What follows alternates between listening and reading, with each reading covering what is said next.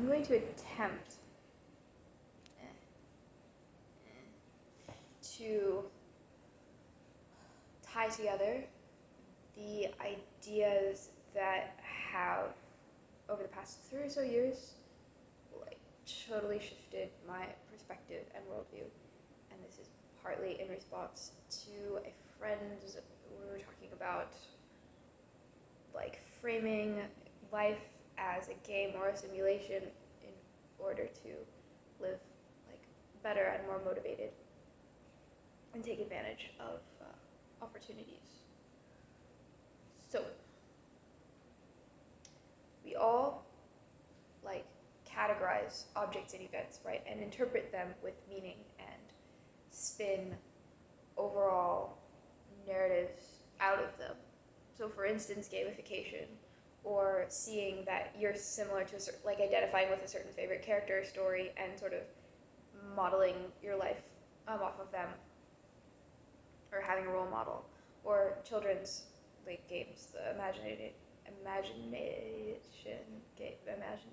games, and why did it get me so weird?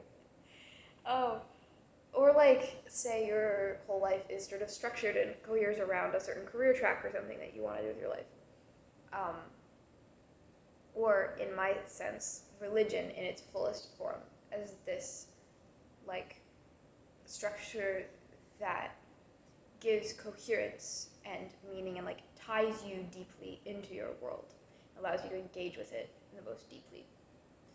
And the shift lately has been basically that more and more those become more real instead of just being like seen as abstract impositions over like the real world, or just like accepting that as living beings we gather and we like frame the world in these ways, and that's sort of our job, like that's a legit thing, like that's so blurring the line between like a literal and then a figurative or imaginative interpretation, description, framing of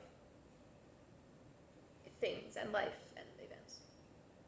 And just like slowly seeing this through a lot of thinking and a lot of different angles and resources about it.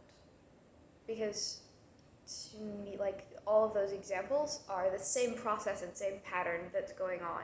And that's the same thing as like seeing a cup. I should have gotten a cup, but I didn't. So I will cup my hands because this will come up later. A cup, and knowing like, okay, this is a cup, and then like pouring water into it because you identify that like cup. See, I think that's all the same thing.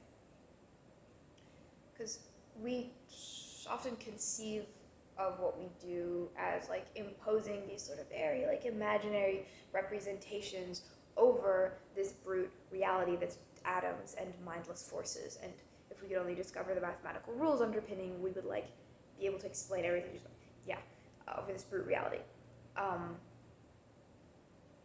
That's like dead and like, and often that to do that is kind of cringe sometimes, or like subjective at the least, and it's almost like a necessary evil just to survive and like pass on our genes or whatever.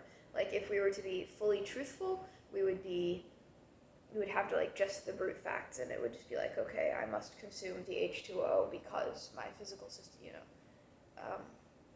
Of course, once you start breaking it down that way, you lose everything. I mean, what is I? There's no I there, and then you have to stop using language. And then also H2O, you could break that further down because it's just quantum fields or something. So you see that it really doesn't. But anyway, like we often assume quite deeply that there could be someone like objective, literal correspondence between this objective world and the like disembodied representations. Something like, I don't know, like a scientific like theory of everything from like an atomic perspective, which for some reason is the only the most true perspective of all the perspectives. Anyway, but like those 3 layers of subject and then representations of the subject and then the objective world or a strict barriers between those three layers is quite a new sort of modern and like Western conception to a degree that's very difficult to break out of and even see the deep, philosophical assumptions that underpin so much. It's crazy. But, so like, how does this whole taking the world in and interpreting it work? Through structures of correspondence and coherence via similarity, which is always like subjective, quote unquote, and very flexible. Not arbitrary, because things exist, but it's flexible.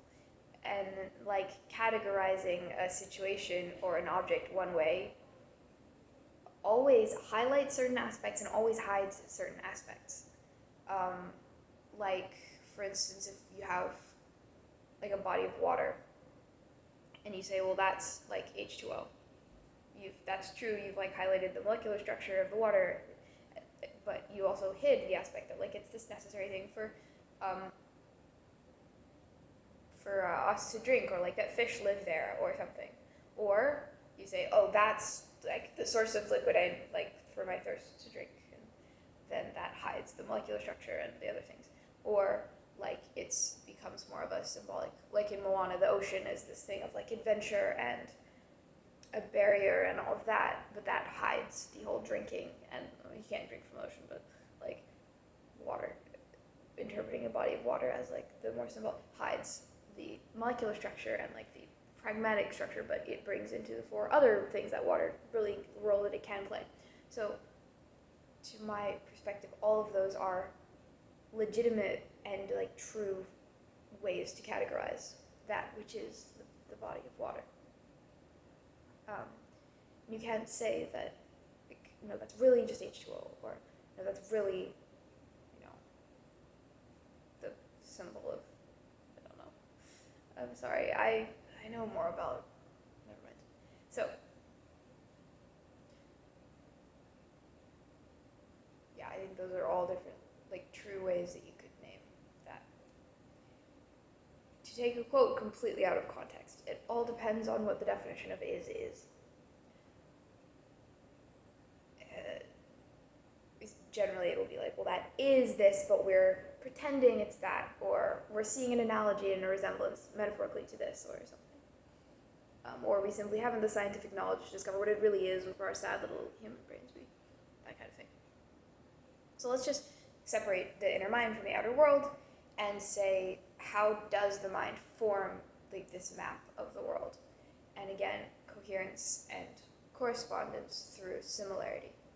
To this end, gestalts are categories and conceptual metaphors. Not like language metaphor, but the deeper conceptual correspondences that allow you to make that kind of sentence and understand it. So with like categories or gestalts are basically that structure in the consciousness which are named by words or like phrases. Like, if I see 5 bicycles, I will say those are bicycles. Why? Not because of some internalized strict rubric of what counts as a bicycle and not, because you can always push the lines of definitions. Like, what about if the bike has been tied up and its wheels have been taken away and it's like all rusted in the sun? Like, is that still a full bicycle as much as a working one? What about like a unicycle? What about a toy bicycle? What about like a huge building that's shaped like a bicycle? Is a hot dog sandwich. So it's not that makes the whole bicycle thing hold together. It's just this like structure of similarity between all of the objects that I will say that's a bicycle. And there's Douglas Hofstadter compares it to like a city. So there's the downtown where he's like, that's definitely, speaking of analogy, that's definitely a bike. But then there's the more edges, and they're like blurry, and it fades out into the suburbs where you can say, well, is it not? It's debatable. So there's really no hard edges to any of these categories. That's not to say that they don't exist. It's just that it's more of a thing of centers and attraction by similarity than like boxes. But this categorization helps me to like place a new object as, okay, that's a bicycle, and then you have this framework of like expectations, and you know what to expect and like what to do with it. And the word gestalts means a whole that is a composite, like whole that is greater than its parts, and also like simpler than its parts. So there's one thing that's a bicycle, but it's made of like wheel, axle, pedals. I'm looking at my bike across the room right now, etc. But it's a gestalt, yeah. And the wheel itself is a gestalt because you have wheel, spokes. And then if you zoom further in, it's the atoms and the molecules and the quantum fields and the strings and whatever we decide next. And discover next. So, gestalts, yeah. And they're very flexible depending on context. And most of it is about context, like if I need to get somewhere, of course, bike. But let's say that I just really need like metal, I might look at that not as really a bicycle, but frame it really more as just like a potential source for metal. Or if I'm like in a fight, I'm not seeing, this bicycle, I can ride, it would be like a potential, okay, actually it would probably make a getaway, but never mind. If you're in a fight, like in a small space, it would be a potential weapon. I'm not strong enough to throw a bicycle at someone. This analogy is breaking down. Or the situation is breaking down. But yeah, it frames differently depending on the context. Tokipona is a good language, little conlang to learn for like thinking about that or realizing to what extent it does apply. So you have these gestalts that are like these centers of similarity in these categories. And then there's metaphor as well. So going back to like a cup, we have this more of like abstract set of expectations and associations and patterns for like cupness that is always embodied in these various objects that we call cups or categorize as cups. For instance, hollowness, can put liquid in it, could be full or empty or like pour it out, and some objects are central, we say definitely a cup, but like what about an acorn cup or a shell that you're drinking out of, or your cupped hands, or a lake in a volcano? Or what about like my cup runneth over? So where the heart or like emotions is a container and the joy, or the holder of emotions, and the joy or whatever is like the liquid. This is the same thing going on, really. Recognizing a certain pattern, like giving a name sort of, but just pushed a little bit further and like more abstract. And that starts to edge from categorization into like metaphor. A conceptual metaphor being like a metaphor within the internal map of the world that we have, being like a correspondence between two domains or two categories. I should really talk slower. This is very familiar to me and like easy ideas to me, but I remember how I was so confused at first, like picking through surfaces and essences, like what is this? What are cups? But so basically putting one domain in terms of the other. In this case, using like a concrete embodied concept of this overflowing cup to sort of fix and to give shape to this abstract emotional state and sort of define that abstract emotional state, and the two are sort of in conversation. And so the cup corresponds to like the heart, which is another analogy, metaphor-y idea anyway, and the emotions correspond to like the liquid and the overflowing. These correspondences between domains pop up everywhere and underlie the entire structure of our language and our thought and our way of acting. Like in our most literal everyday language, we frame life as a journey. We are gonna, we pass away, or we're just going in two different directions, or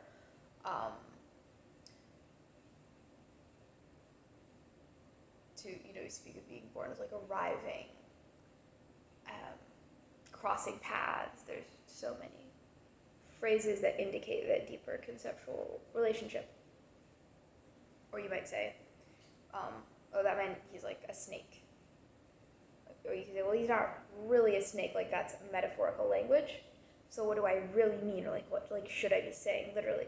Well, okay, we'll try to break the gestalt of that he's a snake down a little bit. Like, okay, he's always, when I look in his eyes, he's always just like, his eyes are full of deceit, which itself is this whole metaphor, like eyes being the container and then deceit, like can eyes really have deceit? He's always hiding what he really means and trying to subtly impose his agenda on others, which is treating what he really means as a physical object that could be hid by, and an agenda as an object that he's like, so you see there's this already, it's metaphor, it turtles all the way down. And in fact, like, he's a snake is, in that case, evidently like the truest, simplest, most literal like way to express those ideas. Of course in context, but it's always in context of like, we're humans, we know about snakes, we know also the cultural associations with snakes, we know our biological with snakes. So that's like the simplest, truest way of it in like the context to express that. It wouldn't be more true to say something like less metaphorical, if that makes any sense. Because like every statement relies on all of this underlying network. It's quite loose and quite context dependent and like culturally dependent and dependent on a lot of other things. And language, if you start like breaking it down, it will just like fall apart entirely until you accept these kinds of like gestalts and metaphors as legitimate and like as true as language can get. Caveat, I'm not talking about like programming languages or specific contexts in which we need to set up boxes in very strictly defined terms. Of course, you can make boxes, and it's important also, but like as far as the fullest human life and just language between people and art and books and all of that. And in those cases, and just language in itself, or just take it as a whole, those further out edge metaphorical like categorizations, like the man being a snake, or I guess I should have said woman because it's more. Never mind. We're gonna think I'm sexist. Too late, probably. Man, what a bit. I'll have to talk about that later. But I mean, I hate politics. Politics is the worst. How does politics exist? It just makes me feel like a bad, like I have to be so careful at everything that I say. I'm like, there's so many rules. I'm like, I don't want to be mean. I don't want to offend people, but like everything you say, I'm aware of the underpinning underpinning gestalts and like implications of everything. It's so stressful. I mean, that's true with everything. There's always so much. It's just the tip of the iceberg, the words. And this metaphorical structure is what's like underneath. There we go, tip of the iceberg. So like those farther out categorizations are a legit like branch of the category too. So there is the cup, like there's this concept and object of a cup. And for us who share this language and conceptual frame, the literal like cup overflowing can be in that of category of like an overflowing cup, and also our emotions can be experienced and really like can be the same way and really belong to like the same patterns can apply so that it would truly belong to that same category. And like these sort of mental representations do feed back smoothly, don't they, into the like external objective reality. For instance, space and time in our language are intimately metaphorically connected. Moving events around on your schedule, or we like measure space in terms of the time that it takes to get somewhere. things like that. But scientifically too, it's like one thing, right? Space-time. So, yeah. It is also literally true. Or rather, there's no complete distinction. And there's no hard edges in the like world of objects either. It's like, okay, everything's atoms close up, right to it, and so where is the precise edge? You can't pin that down. Or as this site book online thing called the Eggplant uses an eggplant as their example, where does, like, what if this eggplant has been like rotting in the fridge for 2 weeks? Is it an eggplant? What if it's cooked into a dish? Is it an eggplant? What if it's a certain species of eggplant? You see, so and also we have this concept of a bicycle,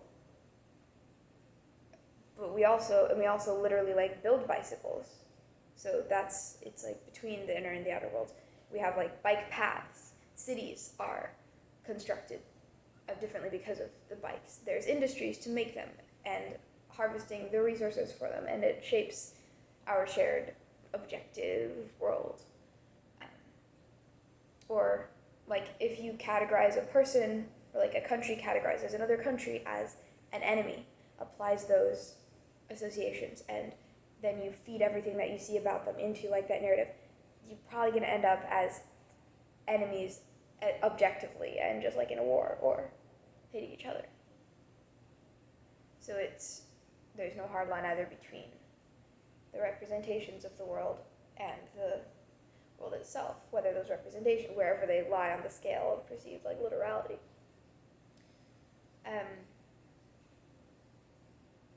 So say gamification, I used to do it quite a lot just to help me get my schoolwork done, but I was also like meta framing this as like, this is just really fake. This is my little imaginary imposition over the real, sad, concrete world to manipulate myself to like get things done in this real, boring world. But like not really, or I have notes here. Yeah, to get things done in like the real world. But it's not that hard of a line, or like I'm already quietly framing my life on the real boring world level. I'm also doing framings in a similar way to like the gamification thing, like life as a journey, or I'm saying I have to accomplish this task, get it out of the way, so as an object, or like hitting a task as like a target to hit, or a destination to get to. I have to just get through the end of this day. It's gonna be a hard day to have to like get through the day, or like the things are just like hanging over my head and I have all this stuff to. So these are already all framings in the same way as the gamification thing is a frame, and all these like overlapping lenses and frames, which it's really the same kind of thing as applying like a more imaginative one that I particularly am like, oh, this is good. So the more like fanciful or the more novel one is in the same spectrum, and in a sense is just as like literally and real and true as ones that I take for granted and that to me are just like part of the real boring world, or ones that are more culturally embodied, because imagine that everybody frames life that way as like a video game.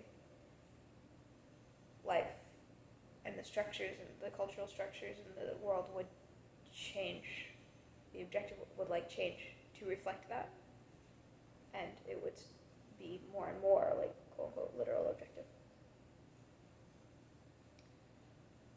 which is so like for me that kind of closing the gap and seeing how deeply I can play with the literal, the most literal there is, the structure of my world, both inner, outer, the synthesis of the two.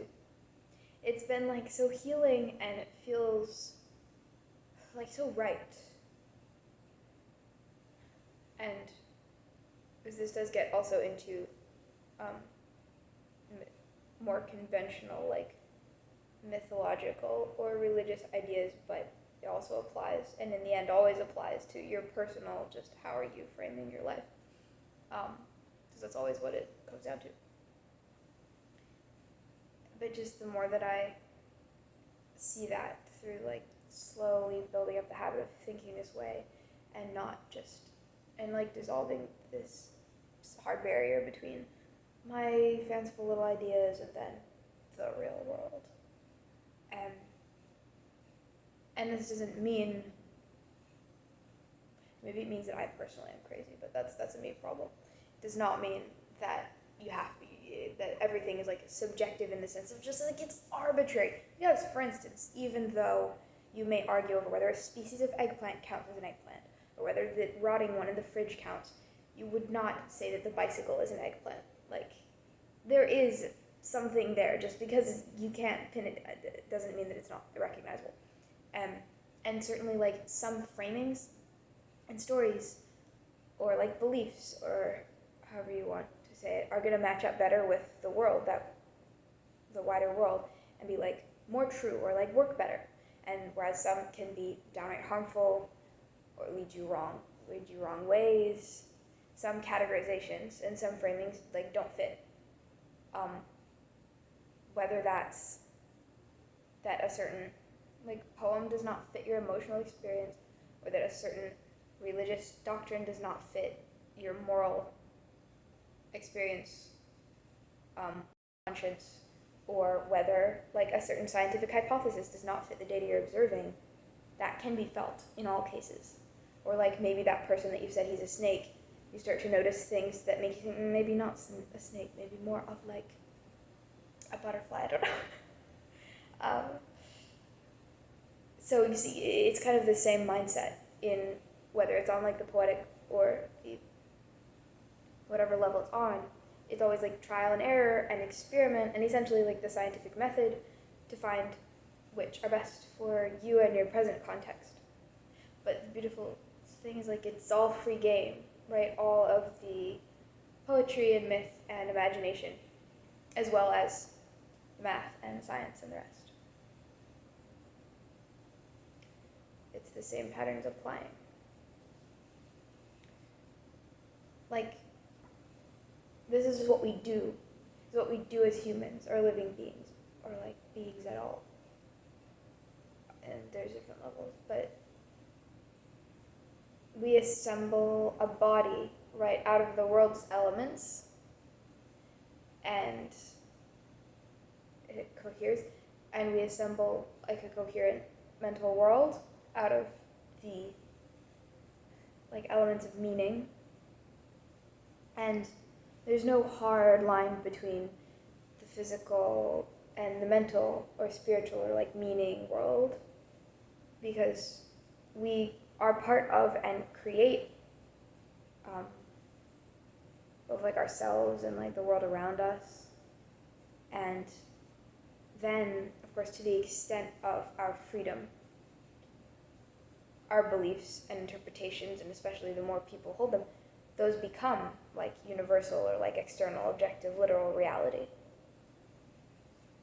You can see that in the way that like a dictatorship is run, and how, or the way that in a good family where everybody like believes in love and good principles of respect, like everybody will, etc. Like the framing shapes the, so it's not even that, never mind, words is difficult. But more prosaically, like this harp. Oh my god, there was my harp that I have not been playing. The like idea of a harpness and the embodiment of that in this particular harp, and like the playing of the harp, and like that's all one gestalt, right? And like one thing, and yeah.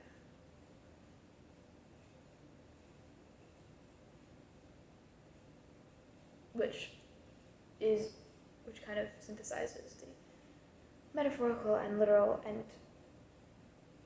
internal and external, imaginative and concrete for me, part of this came about through writing poetry and sort of seeing the world in a poetic way, but like just for my poems more. But then getting to an almost equation-like structure of correspondences beneath the poems. Because normally I would think of like words are one thing and then like math is another, and it's like, ew, math. But my poems got to the point of refinement where they became very like precise underneath and about these correspondences. And then I realized that like I treat my frame narratives in life, like the symbolic patterns that have significance to me, the sort of narrative patterns that I see in the world of like the ways that things behave and that people behave, and the story that I tell with my own life, and like the little signs that I'm like, oh, you know, say you are in a place and like a song plays that's personally significant, you're like, you can see that as a way that like you're in the right place. Like overall more subjective or spiritual or poetic or religious connections, I treat those in the same way as like a mathematical or scientific pattern or theory, like testing it out, collecting the little bits of coherence and testing it out with everything else and seeing if it fits or if I'm just, you know, deluding myself. And I think it's like the same process. It's the same. It's all patterns.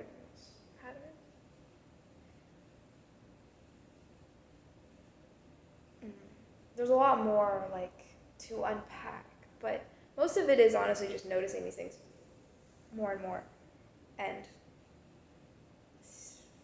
yeah, the more that I've allowed myself to basically just trust and lean on and play with the full range of my meaning-making abilities, the more creative and freer I've become. And most importantly, the more beautiful and alive is my world, my inner world, the outer world, the things that the interactions, the communion of all of that, like re-enchanted, you know, being that I don't have to escape wistfully to fantasy worlds. I can bring them here.